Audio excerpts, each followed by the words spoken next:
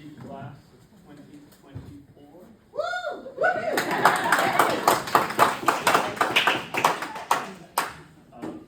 This is our fourth in a series of 10 seminars today.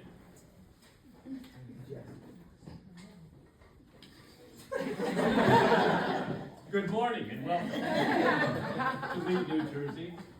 Indeed, we are filming this session today for a number of reasons, but don't worry, it's for internal use at Lee, New Jersey. We're going to make little snippets of film that we will use on our website, in recruiting, things like that. We are not here to get anyone caught in a gotcha moment. There will be nothing in social media, so all good.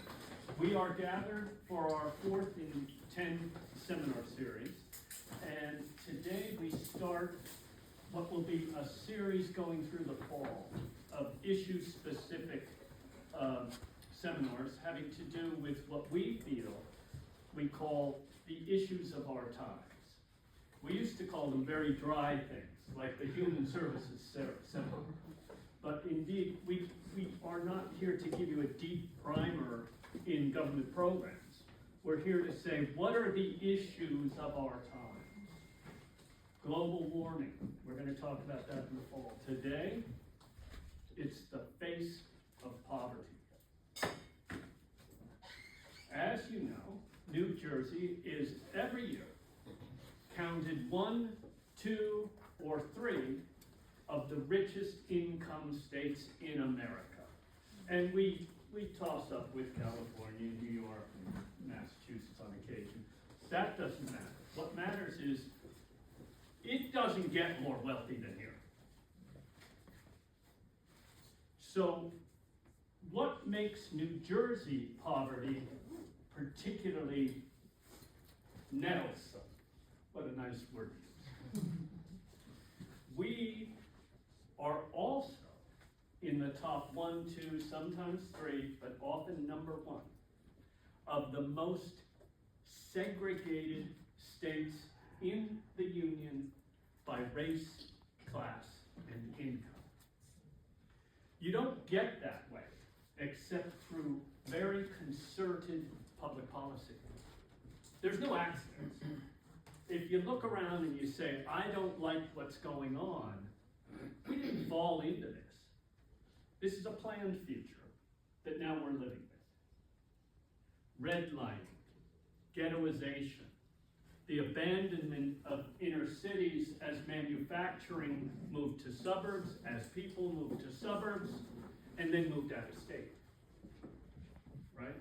Leaving hollow cores with those who could not move, kind of stuck there, with their properties plummeting in value, with their schools funded by local property taxes plummeting, with services also abandoned.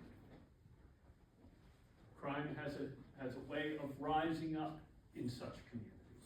Throughout history, you could go to ancient Cairo or Rome, right? This isn't America. No.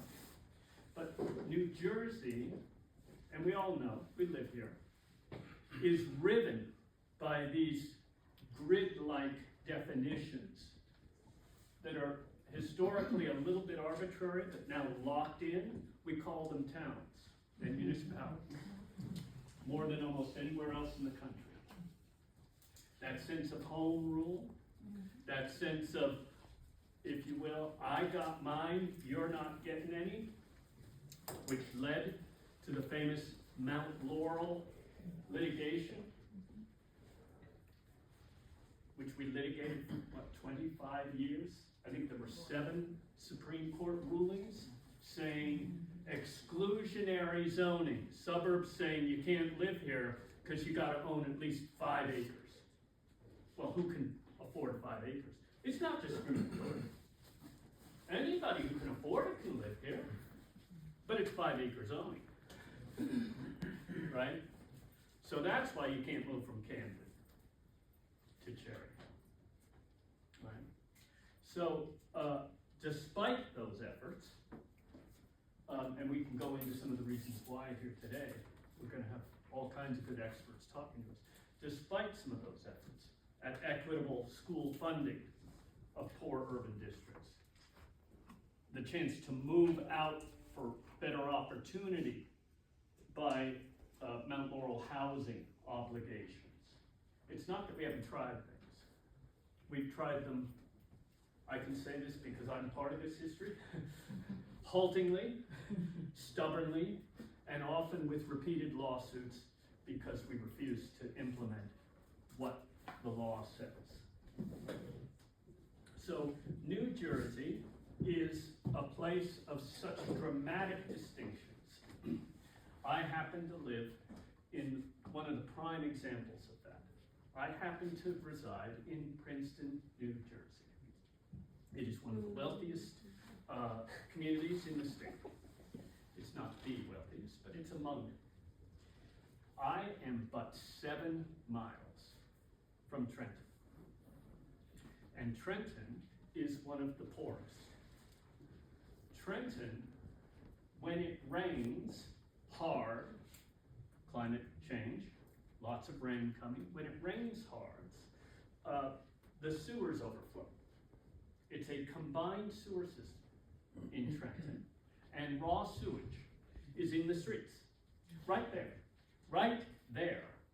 And school children have to walk those streets to school. Now that doesn't happen in my neighborhood, but it happens right here in the wealthiest state in the Union. Jen and I love this seminar, and here's why. We are blessed over our course of Lead New Jersey history of having had as participants in the program most of the people in this state that are working on this issue. Poverty, the distinctions, different aspects of it. Social service agencies, governmental entities. And so for us, not only are we going to hit some of these issues hard, some data, but really try to get at the experience, the face of poverty. It's not the other, it's us. It's here, it's now, it's not somewhere else. With people who are at the top of their game. We begin this discussion right here. Right? We pride ourselves at Lead New Jersey by saying, we will take you to places you've never been before. You will meet, if we're doing our jobs, people you wouldn't meet otherwise, and engage the kinds of conversations you wouldn't ordinarily have. That's how we define our task. So we're here at Homefront.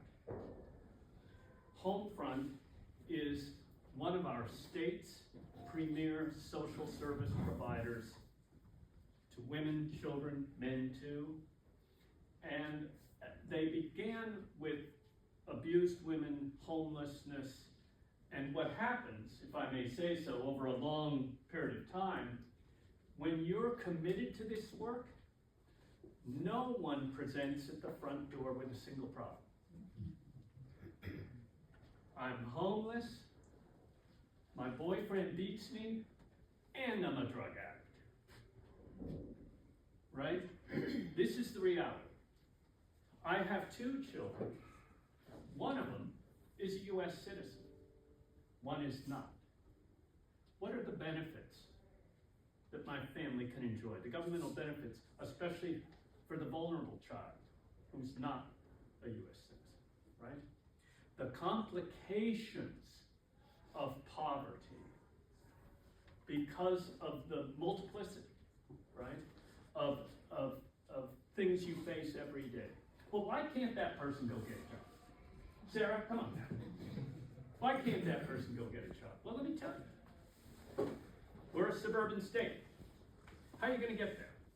You got no car. There's no buses. NJ Transit is wonderful, superb, if you want to go to New York City. We know this, right? There are 2 leading indicators of poverty in New Jersey that also set us apart.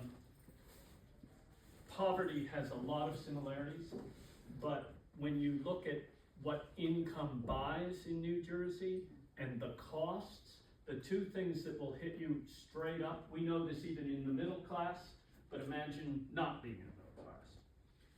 What's the number one? Cost of housing. Forget even the availability, which we're going to get into. The cost of housing in New Jersey is much higher than elsewhere, right? Even accounting for the very expensive Northeast corridor, it's very expensive here. And you know this if you own a home, but imagine you're trying to rent, right? Some of that is driven by the availability of rental units, but a lot is just the demand so exceeds the supply. The second is we have very high healthcare costs. So we'll deal with that in the fall when we look directly at healthcare in New Jersey, but put it in your mind, it'll come up again today. If you don't hear it, we'll ask some questions. Our healthcare costs, in a nation of high healthcare costs, rise to the top. So those are two things that I won't say explain, but are unique, more unique, more exacerbating features than else. Right. So with that, I want to introduce Sarah Stewart.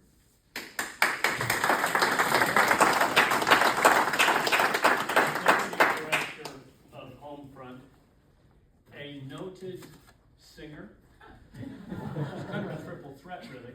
She worked for many years for Congressman Rush Holt, so she also knows that rough and tumble world of how do we craft the legislation, how do we get it out of committee, how do we get it on the floor for a vote, what happens when it becomes law, who implements it, right?